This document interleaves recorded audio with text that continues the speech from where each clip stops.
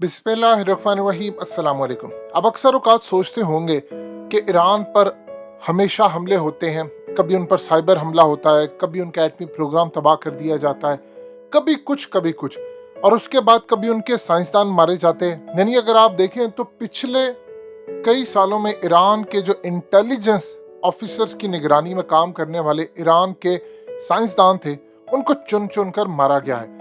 अब इसके पीछे क्या ऐसी सूरत हाल है, आप जानकर हैरान होंगे कि ईरान की फौज के पासदारान इनकलाब के आधे से ज्यादा टॉप लेवल से लेकर निचले लेवल तक सारे मोसाद यानी इसराइल की इंटेलिजेंस एजेंसी के लिए काम करते हैं। उनकी फौज के अहम ओहदेदार काम करते हैं और उनके जो जितने बड़े पॉलिटिशियंस हैं, उनकी पार्लियामेंट के अंदर आधे से ज्यादा लोग ईरान के इसराइल के लिए काम करते हैं।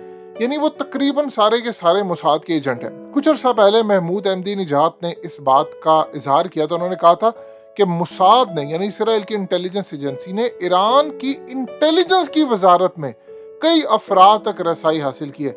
इस वीडियो की अहम डिस्कशन चलती रहेगी, लेकिन आप सबसे पहले वीडियो को लाइक करें, हकीकत टीवी के बैकअप चैनल हकीकत टीवी 2.0 को सब्सक्राइब कर लें और बेल आइकन पर जरूर क्लिक करें। यानी आप इमेजिन कर लें कि ईरान की जो इंटेलिजेंस एजेंसी है, उसके अहम तरीन टॉप लेवल पर ओहदेदार ऑफिसर्स वो सारे के सारे इसराइल के लिए काम करते हैं। अब वो कहते हैं कि ये अजीबोगरीब सूरत हाल है कि जिस सीनियर अफसर को रखा गया था कि तुमने इसराइल के जासूसों और मुसाद के जो मंसूबे हैं उन पर नजर रखनी है, वो खुद इसराइल का जासूस निकला। अब जो सूरत हाल सामने आई है वो बड़ी अजीबोगरीब है कि ईरान के इंटेलिजेंस के वजीर महमूद अलवी ने इंकशाफ किया है कि इसराइल इस वक्त हमारे अंदर इतनी बुरी तरह घुस चुका है कि फौज के लोग हो, इंटेलिजेंस के लोग हो, सियासतदान हो या बड़े बड़े लोग हो, वो सारे के सारे मुसाद के लिए काम करते हैं और हमें ये नहीं पता होता कि हम किसी ऑफिसर को काम दे रहे हैं कि कहीं वो इसराइल का एजेंट ना निकले। उन्होंने कहा कि मोहसिन फखरीजादा जो कि ईरान के साइंसदान थे, न्यूक्लियर प्रोग्राम पर काम कर रहे थे, उन्होंने कहा कि उनके कत्ल के हवाले से मेरे पास एक इंटेलिजेंस मालूमात आई थी कि 2 महीने के बाद इनको इस जगह पर कत्ल किया जाएगा। मैंने आगे वो ईरान के इंटेलिजेंस के नेटवर्क को पास कर दी और कहा कि यहाँ से आपने बचाना है, यहाँ पर प्लान है लेकर जाने, क्योंकि उनको रूट पर लेकर जाना था डिफरेंट जगहों पर, तो इस जगह पर हमले का खर्चा है। उन्होंने कहा कि जिस ऑफिसर को दिया वो ईरान के साथ काम करने की बजाय वो इसराइल के लिए काम कर रहा था और मोहसिन फखरीजादा को वहीं पर मारा और इसकी पूरी प्लानिंग पासदारान इनकलाब के ऑफिसर ने की। और हमारी प्रॉब्लम यह है कि हम लोग ईरान के अंदर इंटेलिजेंस ऑफिसर किसी भी फौज के जो जर्नैल है या किसी के खिलाफ कार्रवाई नहीं कर सकते। लिहाजा हम आपको क्लियरली बता देना चाहते हैं कि ईरान के अंदर बड़े लेवल पर मुसल्ला अफवाज, पासदारान इनकलाब हो, कुछ हो, जनरल कासिम को मारने के लिए उनके जर्नैलों ने इसराइल की मदद की थी और इसराइल ने आगे वो टिप डोनाल्ड ट्रंप को दी और उन्होंने उसके बाद जनरल कासिम को मारा। अब आप इमेजिन कर सकते हैं कि सूरत हाल क्या है। यानी आप सोच लीजिए, ये तो कोई भी बड़ी बात नहीं है। ईरान के अहम न्यूक्लियर राज यानी 2018 के आखिर में चंद नामालूम अफराद आते हैं जो तेहरान से तकरीबन 30 किलोमीटर के फासले पर एक खुफिया गोदाम था, उसके उन्होंने आकर दरवाजे तोड़े। उसमें 32 तिजोरियां थी और उनको पता था कि किस तिजोरी के अंदर, यानी आप इमेजिन कर लें इस लेवल की कार्रवाई हुई कि नक्शे मौजूद थे, मुसव्वदे थे, सीडीज थी और उसमें ईरान के एटमी प्रोग्राम से मुतालिक तमाम तर खुफिया मालूमात थी। वो लेकर उड़े।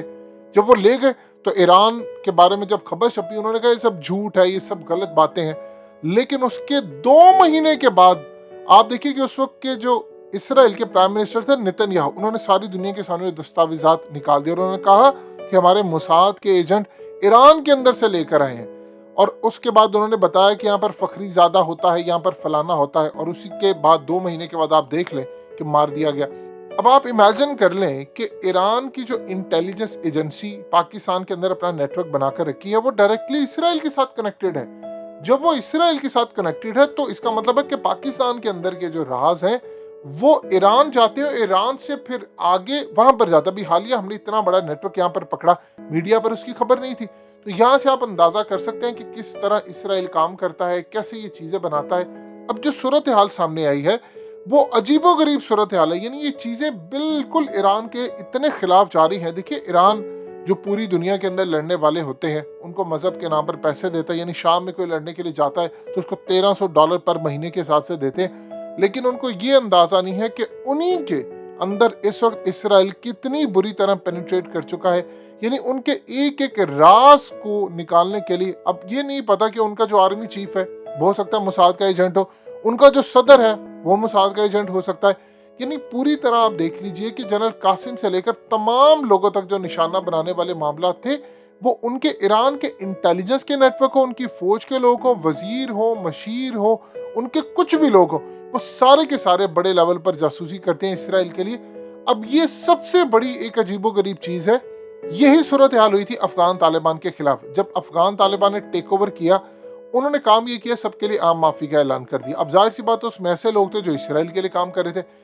जब उन्होंने ओहदेदारों को अपने साथ रखा तो दाइश को पता चलती गई इनकी लोकेशंस और कई हमले किए और उस लोकेशन के बाद उनके कई लोग मारे गए।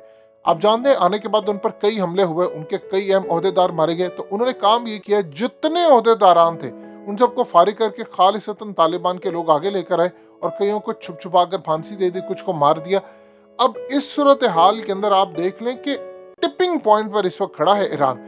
यानी ईरान की एक एक एक्टिविटी, उसके अंदर इतने इसराइल के जासूस हैं, इतने ज्यादा हैं कि आप सोच नहीं सकते। आप देख लीजिए कि रेमंड डेविस किसके लिए काम कर रहा था, वो ब्लैक वाटर का एजेंट था पाकिस्तान के अंदर, लेकिन इसराइल के लिए काम कर रहा था।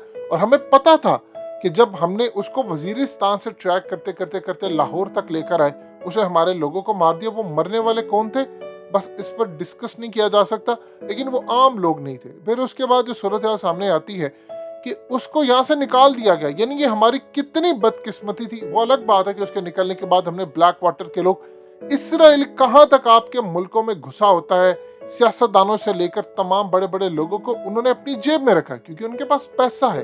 वो औरतों का इस्तेमाल करते हैं। ये जितने पाकिस्तान के हम लोग हैं, जब ये बाहर जाते हैं तो औरतों के साथ इनको सुलाया जाता है और उसके बाद उनकी वीडियोस, उनका स्कैंडल, उनको ब्लैकमेल किया जाता है, फिर इनके लिए काम करते हैं। इस सूरत हाल के अंदर ईरान का जहां तक मामला है, एक दफा वो फंस जाते हैं, फिर दोबारा वो कहते हैं कि अगर तुमने हमारे लिए काम ना किया तो हम ईरान की इंटेलिजेंस एजेंसी को या ईरान के अंदर ये सबूत दे देंगे, फिर वो तुम्हें खुद ही लटका देंगे। बेहतर ये है कि तुम हमारे लिए काम करो।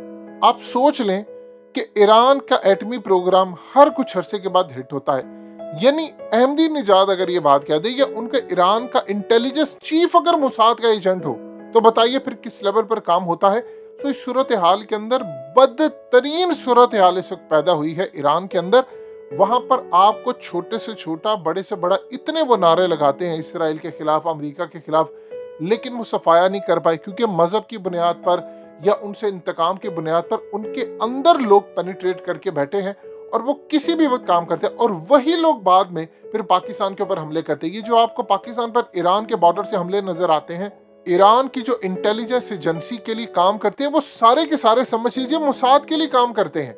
यानी ये एक अजीबो गरीब सूरत हाल है कि ईरान की इंटेलिजेंस एजेंसी के लिए काम करने वाले यही लोग बाद में मोसाद के लिए भी काम करते हैं। यानी मोसाद के लिए काम करते हैं, वो पाकिस्तान के अंदर नेटवर्क बिछाया हुआ है, अभी हालिया जो पकड़ा गया, फिर आगे वो सारी इंफॉर्मेशन इसराइल को पास करते हैं। तो ये एक अजीबो गरीब सूरत हाल है कि ईरान के अंदर इतना बड़ा जो नेटवर्क होता है वो इसराइल के लिए काम कर रहा होता है।